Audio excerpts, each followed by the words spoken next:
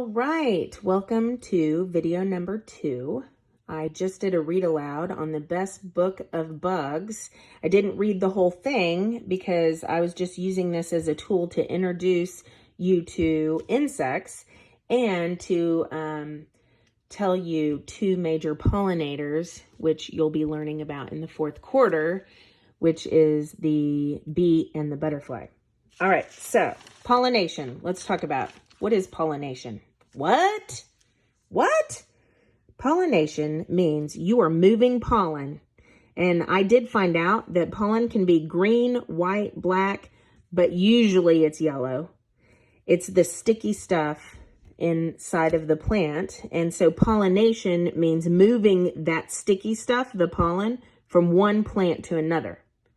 So imagine the bee and the butterfly moving the pollen from one plant to another. Okay, that is important because why? Why do they do that? Well, pollination allows the flowers to create more flowers, seeds, fruits, and oils. Without the pollination, we wouldn't have any of these things. So we're really happy to have pollination. All right, let me go back to this on my notes. All right, so how are flowers pollinated? Well, here's one flower. Here's another flower. So there's 2 ways that they can be pollinated. This pollen needs to move from this flower to that flower, right? So one way is the wind, whoosh, can blow it to another flower, or water can move pollen from one flower to another. So that's naturally, right? But another thing, or another way to be pollinated, is for insects or animals to move the pollen from one plant to another, okay? So insects are drawn to these beautiful flowers. They come, they're like, ooh, yummy, I want your nectar. They land in one flower, and they get all that sticky stuff stuck to their legs or their fur, and then they buzz over to the second flower. All right? All right. Who are common pollinators? Well, I introduced you to 2 common ones, the bees and the butterflies. But other common pollinators are flies, bats, birds, ants, wasps. And actually, if you wanted to complete this web, you could add all kinds of pollinators. You could Google it and find out that there's lots and lots of different animals and living things that pollinate flowers. All right. So I wanted to give you 3 lessons that you could do with the best book of bugs. All right. So lesson number 1, writing. Can you imagine being as small as an insect? Describe what your bedroom would look like if you were an insect. All right, so this is looking at perspective and describing what would your bed look like? What would your sheets look like? What would your pillow look like? All right, so you would be comparing yourself. If you were as tiny as an insect, I want you to write about what your bedroom would look like.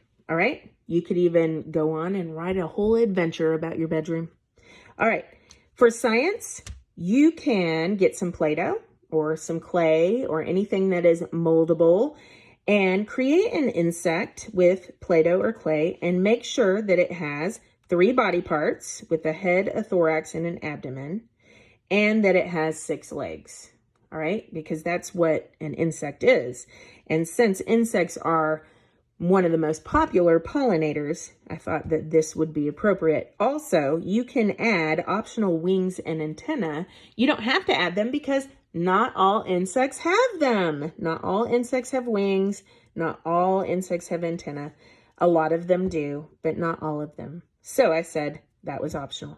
Now, if you don't have any Play-Doh or any clay, you could make it out of toilet paper rolls and yarn and other things that you have around your house, or you can just draw a really cool picture showing the 3 body parts, the head, the thorax, and the abdomen, 6 legs, and adding the optional wings and antenna.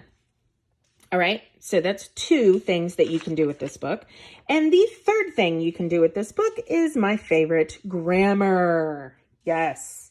All right, first you have to define what is a noun, a verb, and an adjective. Now this should be a review for you. A noun is a person, place, or thing. A verb is an action word, and an adjective describes a noun. So I want you to write 5 or more complete sentences. That means starting with a capital, ending with a period. And I want you to use the pollinator as the noun, an adjective to describe the pollinator, and a verb to tell me what it's doing. For example, one sentence could be, the beautiful butterfly landed on the rock. Okay, I started with a capital. I put spaces in between my words. I ended with a period. Then I want you to label the adjective, the noun, and the verb. So our noun, our person, place, or thing is the butterfly. We're describing it with an adjective as beautiful. And what did the butterfly do? It landed. All right. Now you can also, if you want to label the other nouns, you can also use an adjective for that noun. So you could say, the beautiful butterfly landed on the huge rock. And then you could label those as well. So I want 5 or more complete sentences using a pollinator as your noun, describe it with an adjective, and tell me what it's doing as a verb. All right? So I look forward to you sharing 1 or more of these activities with me, and I hope you have a great day. All right. See you later.